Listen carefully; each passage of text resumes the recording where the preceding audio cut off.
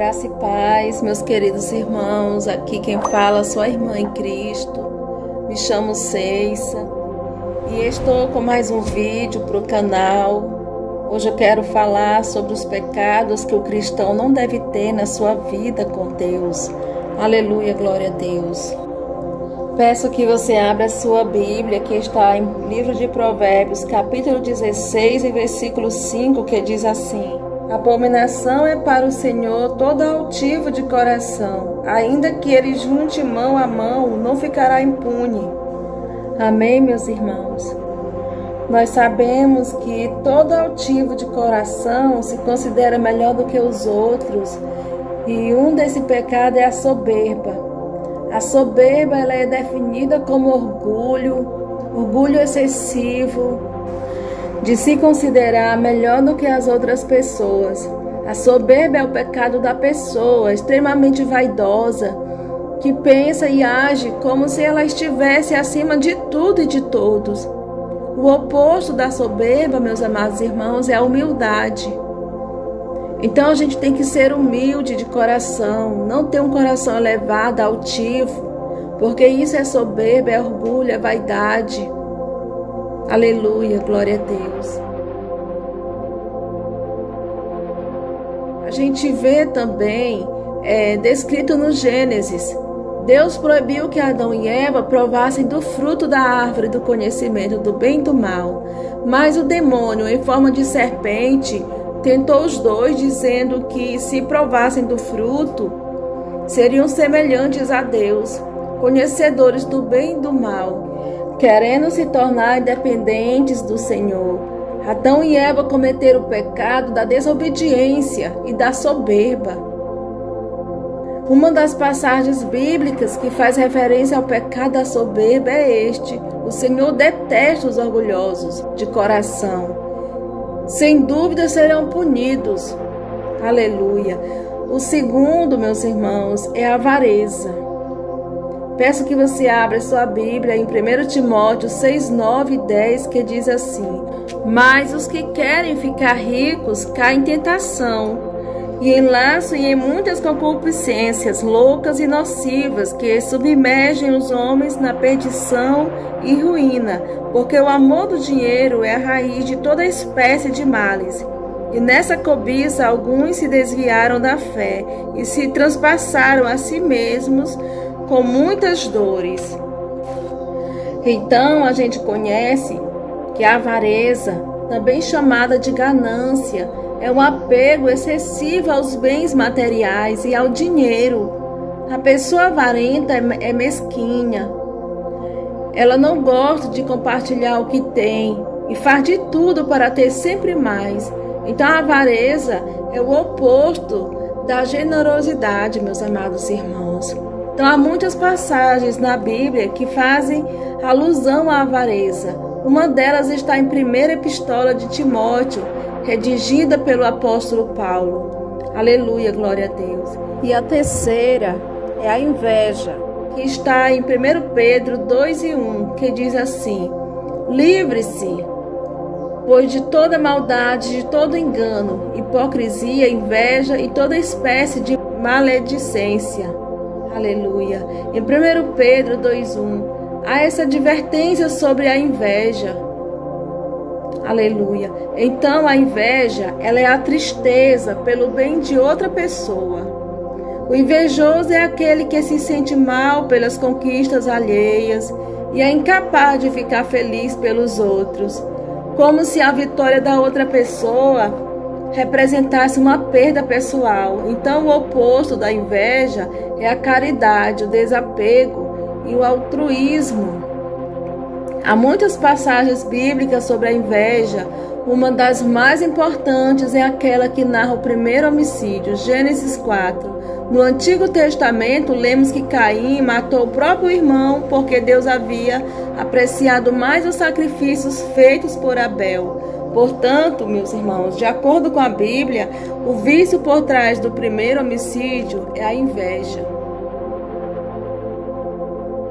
Também há outras menções a este pecado, pode ser encontrada em Gálatas 5:26, que diz assim: não sejamos presunçosos, provocando uns aos outros e tendo invejas uns dos outros. O quarto pecado é a ira. Aleluia, glória a Deus. A gente vê em livro de Provérbios 15:8. O homem irritável provoca dissensão, mas quem é paciente acalma a discussão. Aleluia. Então a ira, a raiva ou fúria é uma manifestação intensa de indignação que pode levar a agressões verbais ou físicas. O oposto da ira é a paciência. Aleluia. Há muitas passagens bíblicas que abordam o vício da pessoa irritada. A pessoa ela fica irritadiça, furiosa ou violenta. É o que se vê, por exemplo, neste versículo do livro de Provérbios. O homem irritável provoca dissensão, mas quem é paciente acalma a discussão. Em Provérbios 15:18. Em Salmos 37:8, há conselhos importantes para as pessoas raivosas. Evite a ira e rejeite a fúria, não se irrite, isso só leva ao mal. No livro de Salmos 37:8, aleluia. O quinto pecado é a luxúria. A gente vê em livro de Gálatas 5:19. Ora, as obras da carne são manifestas: imoralidade sexual, impureza e libertinagem. Em Gálatas 5:19.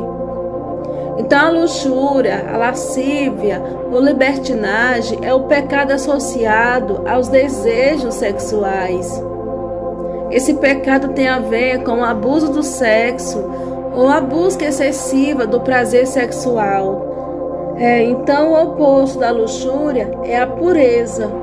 Das passagens bíblicas que tratam desse pecado, uma das mais incisiva é a que está em Gálatas 5:19. Aleluia, glória a Deus. Em Colossenses 3, 5 e 6, há outra referência. Assim façam morrer tudo que pertence à natureza terrena de vocês: imoralidade sexual, impureza, paixão, desejos maus e a ganância, que é a idolatria. E por causa dessas coisas que vem a ira de Deus sobre os que vivem na desobediência. Em Colossenses 3, 5 e 6. E o sexto pecado é a gula. A gente vê em Provérbios 23, 20 e 21. Há um conselho aos que querem se manter distantes da tentação da gula. Então não ande com os que se encharcam de vinho, nem com os que se empanturram de carne, pois os bêbados e os glutões se empobrecerão, e a sonolência os vestirá de trapos. Em Provérbios 23, 20 e 21. Aleluia, glória a Deus. Então a gula, meus amados irmãos, é o pecado associado ao desejo de comer, de beber de maneira exagerada, para além das necessidades. Esse pecado tem a ver com a perda de controle em relação ao próprio corpo. O oposto da gula é a moderação. Na verdade, quase todos os pecados estão relacionados à falta de moderação. No caso da gula, trata-se do consumo em excesso de comidas e bebidas, ao qual se atribuem males físicos e espirituais, já que pode levar a outros pecados, como a preguiça. A gula é uma manifestação da busca da felicidade em coisas materiais. Aleluia, glória a Deus. E a sétima é a preguiça. A gente vê em Provérbios 13, 4. O preguiçoso deseja e nada tem, mas o desejo dos que se esforçam será atendido. Em Provérbios 13, 4. Então observe a formiga, preguiçoso, reflita nos caminhos dela e seja sábio. Em Provérbios 6 e 6.